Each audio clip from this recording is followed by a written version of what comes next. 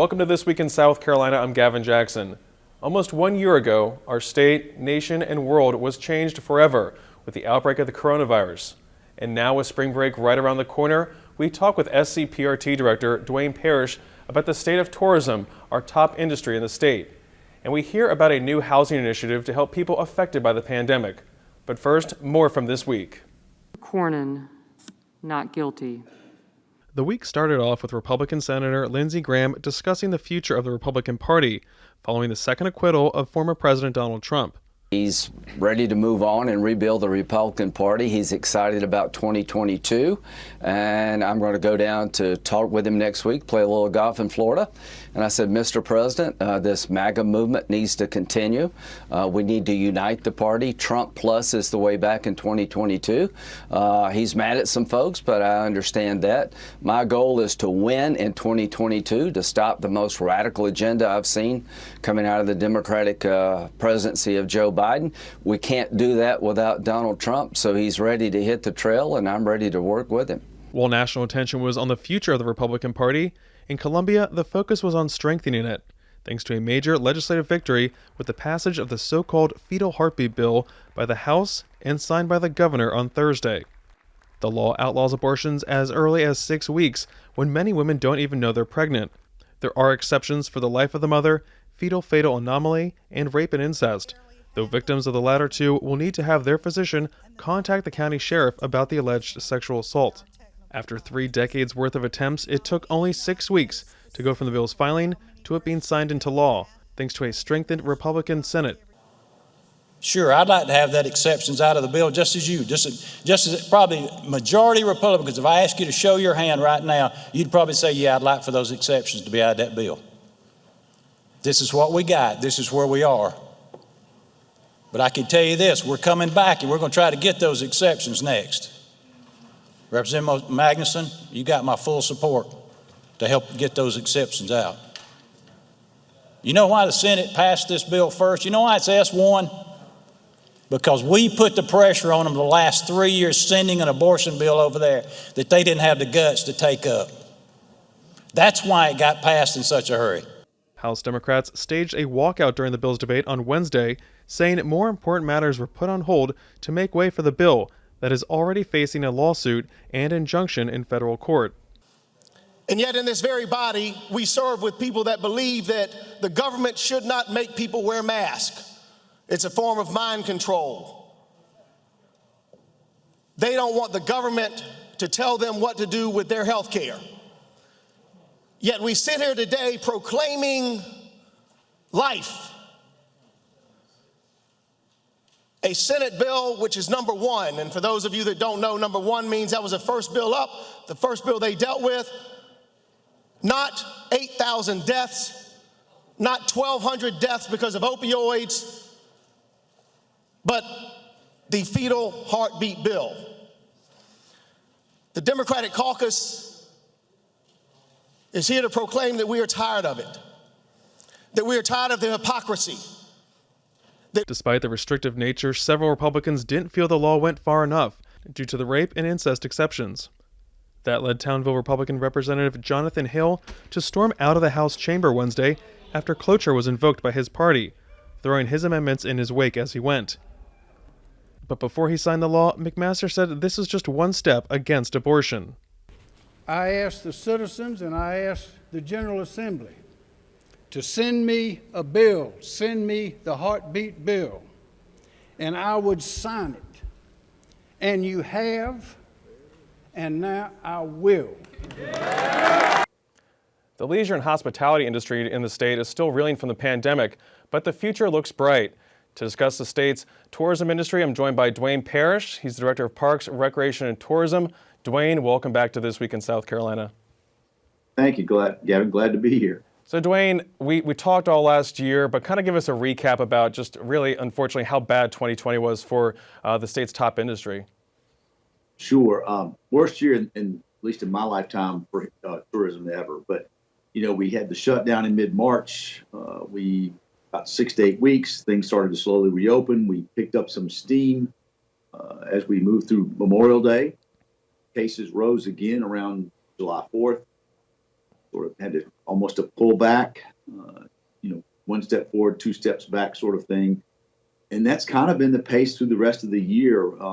Came up a little bit in the fall, and then of course late as the winter started, cases rose again, things slowed back down. And of course this time of year, and I say this time of year, the winter, January, February is a slow time of year anyway. Tough time. But I will say if you're in the tourism industry, of hotelier, restaurateur, you got through these last few months, you've got brighter days ahead. So 2020, worst year, but some things have done well. Silver linings have been golf, outdoor recreation, boating, hiking, fishing, and the like. So there have been some silver linings, but overall, tough year for hotels, tough year for restaurants. Yeah, and did you have a dollar amount you can pin on just how much we saw last year?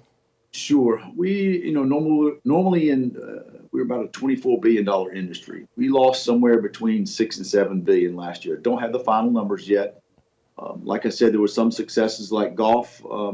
Short-term rentals did fairly well during this time. They offered more square footage, a kitchen, more privacy than hotels did. Hotels lost about 29, 28, maybe 35% of revenue, somewhere in that range. Don't have the final numbers yet again, but somewhere in that range. So restaurants, tough time, probably the hardest hit in our industry. And then the attractions, of course, a lot of things have been closed, and there are still some things that are closed. But bad overall, but a few good things in there. And I know we're looking ahead towards, getting more people vaccinated. We're going into 3 months now of this rollout. But I'm just wondering, when we look at, like you were mentioning, a lot of those folks that are so heavily tourism dependent rely on those high seasons, that revenue, to get them through these winter months. Could we possibly see more losses going forward? Some restaurants, some attractions or hotels. I mean, what's the feeling right now before we get to spring break or the summer? Well, you've seen some restaurants close during this time. You'll see some reposition themselves as a different type of restaurant. You'll still see a few more of those. Some hotels may enter bankruptcy, but you won't necessarily see it. The hotel is a large asset, and typically the lender would not allow it to close. But some of that will happen. But the good news is, if you've gotten through this time period, people now see vaccinations ahead. In our focus groups, people intent to travel in the next 12 months is the highest it's been since the pandemic started right now. Mm-hmm. And I think that's a combination of cases coming down now, a combination of vaccines taking place. I think as the CDC travel warnings hopefully subside through the spring, I do expect sort of a crescendo in the summer of warm weather, the intent to travel because cabin fever is an all-time high. And people, I think, will start to make those reservations, and we'll see that through the summer. And really, I expect a very good fall. Mm-hmm. Yeah, and we've been hearing from state economists talking about the job situation, and it sounds like we're about 88% back to pre-pandemic jobs, but the big laggard, of course, is leisure and hospitality for obvious reasons. Any idea about when we can maybe see those numbers really start to tick back up? Is it going to be, before Memorial Day, maybe this summer when we just see possibly a crush of tourism happening in the state? Those numbers will subside. At its worst, we hit about 50% unemployment, leisure and hospitality. We're now down to about 16% unemployment, still well above the statewide average. I think as the spring weather gets warmer, more people start to travel. I think in the summer, those numbers will more come in line with the state average at that time. We'll catch up. We're just going to be the last industry to catch up from this pandemic in terms of the economy. Mm-hmm. And Dwayne, what about communities that rely heavily on hospitality taxes too? How are they faring? What are they doing to get by? I'm talking about Myrtle Beaches, your Charlestons, and other parts of the state too. What's it like for them? Well, it's been a difficult time for them. A lot of, as you mentioned, those particularly coastal areas rely a lot on accommodation and hospitality taxes, and those numbers have been very low compared to normal times. They've figured out how to do it. So, the good news is a lot of the smarter operators in the cities and the counties were able to have a little bit of a rainy day fund, if you will, sort of get them through this time. I think they, like me, see light at the end of the tunnel happening this calendar year, and just sort of, but some things will just, projects that were underway may have to wait to get finished at a later time. Mm-hmm. And looking ahead, should people be traveling at this point? I mean, we did see a lot. We saw that huge spike in January as a result from, Thanksgiving, Christmas, all the holidays. Do you feel confident in the safety of folks coming to this state at this point, or do you want to see more vaccinations take place? What's the feeling right now in the hospitality industry? Well, there's, over 50% of the people are traveling now. I think there's a lot more knowns about the virus today than there were, say, 6-9 months ago. And so people know how to better accept it, how to better manage around it. Protocols are in place in most businesses. The mask ordinances, the 6-foot distancing, people are smarter about how to do things today than they were before. You can safely travel now, and certainly, as I mentioned, over half the population is. You just have to be smart about it and what you do. Do those things. If you're at risk, you should not travel. But if you're comfortable and you're safe doing it, certainly from an outdoor activity standpoint, it's out there. A lot of great things going on. But if you're just not comfortable doing it, I certainly wouldn't recommend it. But if you are, yes, you can travel. And honestly, there are a lot of great advantages out there right now to traveling. There are lower discount fares. There are lower hotel rates right now than normal. So if you're apt to do so, it's a great time to take advantage from a financial standpoint. Mm-hmm. So when will you start to notice how things are shaping up for this year? I mean, do you guys put a lot of emphasis on what you see for your spring break crowds coming? Do you have any early indicators of what that might be looking like at this point? Obviously, last year, that's right when everything kind of went off the rails and we had to shut down immediately, hotels, short-term rentals. But what do you guys look at going forward, and specifically this year, this early season? Well, we'll sort of monitor websites. If you think about like our website, for example, travel and tourism websites like Expedia, as their traffic ticks up, that will show you the intent to travel is there. And while even people may not travel as soon as they get a vaccination, I think that they will certainly start thinking about it more than they are today, and maybe even book trips as we go forward throughout the spring, whether that's summer or fall. Just depends on where they fall into the, in our focus groups, it's become different reasons for people wanting to or willing to take that trip. Some say they want their own vaccination. Some will say they want cases to go down. Some will say they look at vaccination rates in the area they're traveling to. And some have even said they want to hear from Dr. Fauci that it's okay to travel. And so it doesn't happen overnight, sort of a slow build over 3 or 4 months, but I expect that to take place during the spring and early summer where people are booking for the late summer and fall. Mm-hmm. Are you starting to see that demand? I mean, what about things like conferences and those type of activities? A few more conferences take place. We just had our governor's conference on travel and tourism, and we had about half of our normal attendees that would come, which I somewhat expected. But that's a sign that people are willing to travel and go out and do those things and meet. Business travel will catch up behind the leisure, I think. And while Zoom will never replace travel, it is certainly, from a business perspective, has been another tool to sometimes not have to take a trip. But the group business will come back. Weddings have been postponed. Leisure groups like that, they'll come back. It's just going to be the fall or the spring of 2022 before it all comes back. Mm-hmm.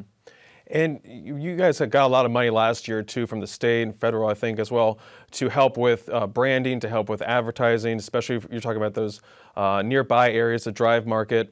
Have you been seeing any return on investment right now? What's it been like? And are we hoping to see some of those seeds grow into fruition this coming season? Well, the good news is we were ahead of the United States in occupancy, and for the first time in decades. The bad news is it was the worst year for occupancy for the country as a whole. As I've said before, our job is to maintain or increase our share of the pie, if you will. The pie has shrunk, but we've held on to our piece, if you will. And so our job moving forward is similar. It is to maintain or increase market share of the people that are willing to travel. Mm-hmm. The willingness to travel is the highest it's been since the pandemic started. And I just think it's a matter of time, weather, and willingness to go out and do those things. And government officials and healthcare officials to say it's okay to travel, for people to sort of pull the trigger, if you will, to go out and make that trip. Mm-hmm. And just to wrap up, Dwayne, I want to ask you about international travel and how that relates to the overall tourism picture in the state. When do you see that coming back online? And then how does that fit in with, talking about people coming from nearby states as well? Sure. I think domestic travel is back first, particularly the drive market. Air travel is down about 60%.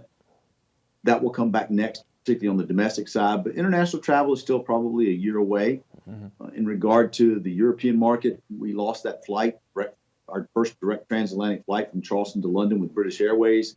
I don't anticipate that coming back in 2021, but I think it'll come back in 2022.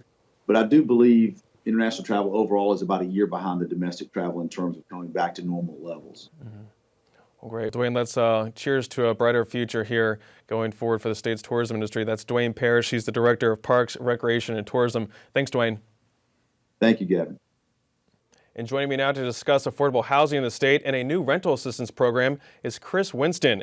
He's the Media and Market Manager for SC Housing. Chris, thanks for joining us.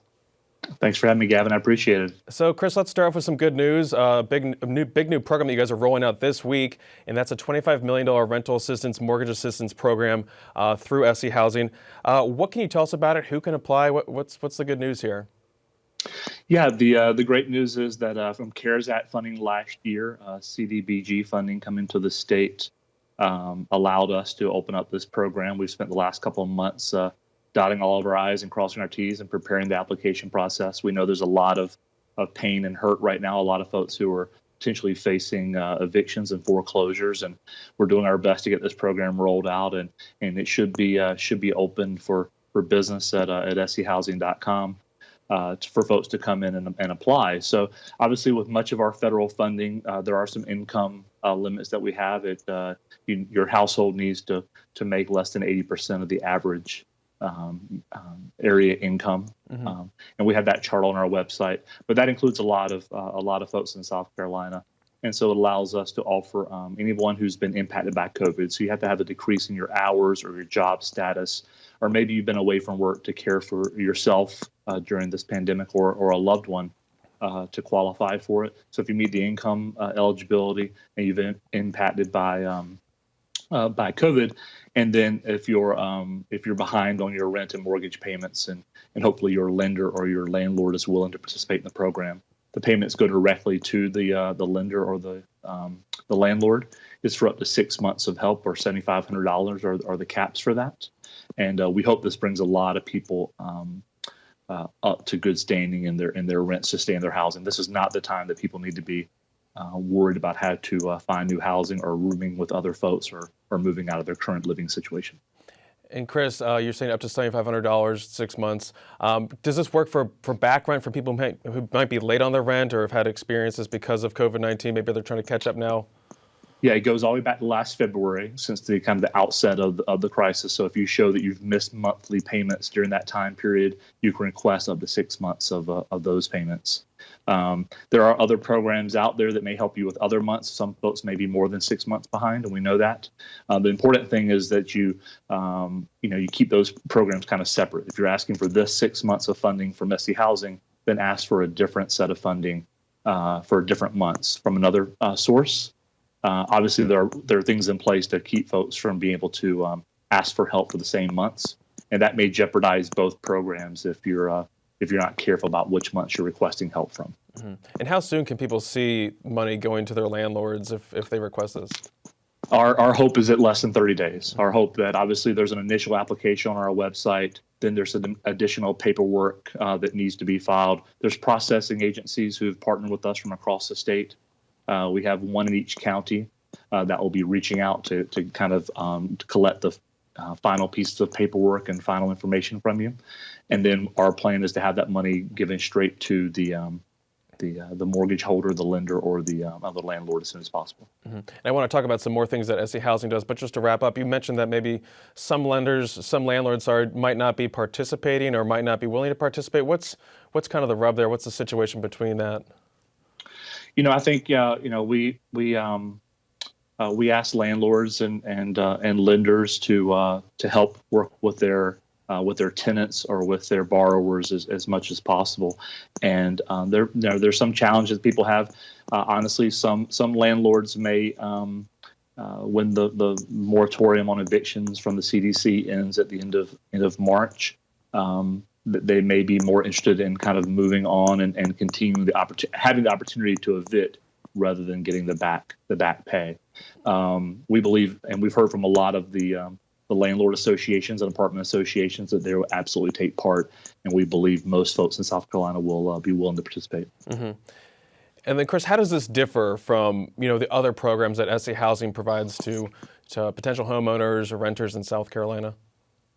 Absolutely. So usually we have a couple different programs, right? We're the Section 8 voucher program administrator for several counties in South Carolina who don't have their own housing authority, housing agency, Lexington County, for instance. So we run that program in several counties who don't have their own.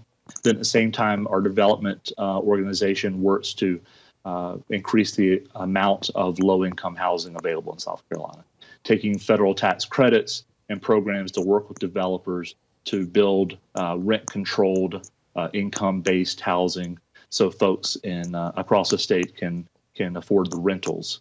And most of these are apartment complexes and apartment buildings that are privately owned and managed, but they agree to a kind of a rent stability program in order to increase its affordability for all people in South Carolina. Mm-hmm. And then also, finally, we have a mortgage program that helps folks move into kind of first-time home buyers, people who may be have the income and be able to own a home, but maybe just haven't had the opportunity to build up a down payment. Let's say we have a lot of programs that have a forgivable loan for down payment assistance, maybe $6,000, $8,000, $10,000 of assistance to help people get into that home.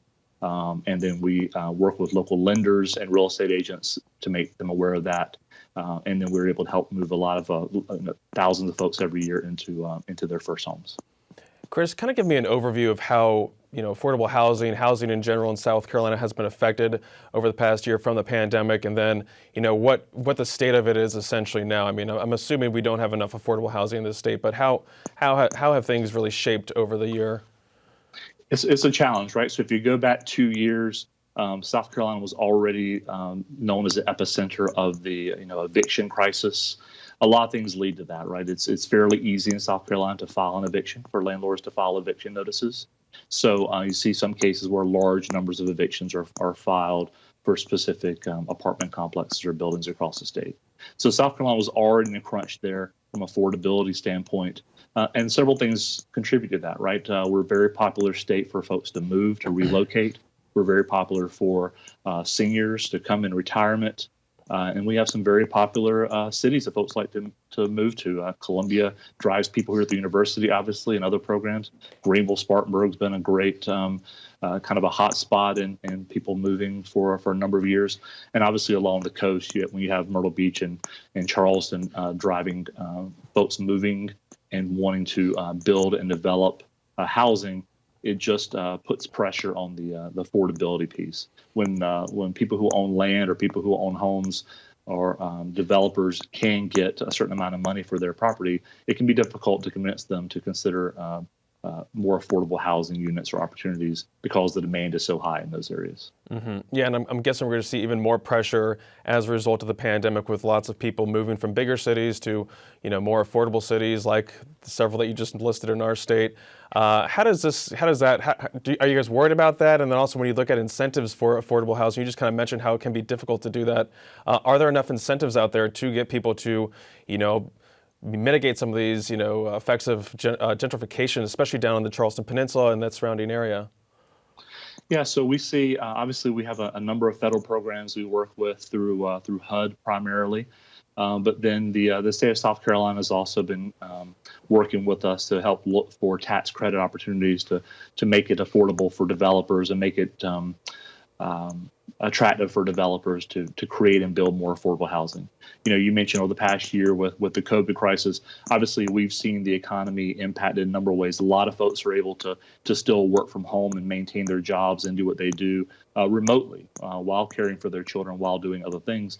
We have a huge amount of folks in South Carolina who work in hospitality or restaurant or tourism or retail, whose lives have been completely turned upside down by the pandemic. And we see that pressure coming on at the same time. So we see these two things happen. There's not enough affordable housing. Some of the housing you have in more rural areas of South Carolina are aging, and the stock is getting older. And so we have programs in place to help folks get rehabilitation assistance and funds to help them rehab a house that's unsafe to live in, maybe work on their roof or an HVAC system.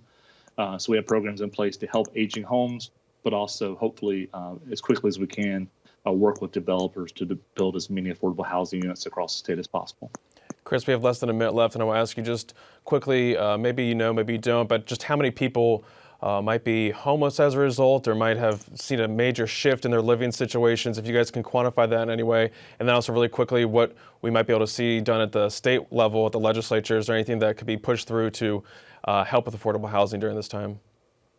I think from the studies have suggested that when the CDC moratorium, which is currently slated to end at the end of March, when that comes up, I think the estimations are that as many as 100,000 households in South Carolina could be at risk of eviction.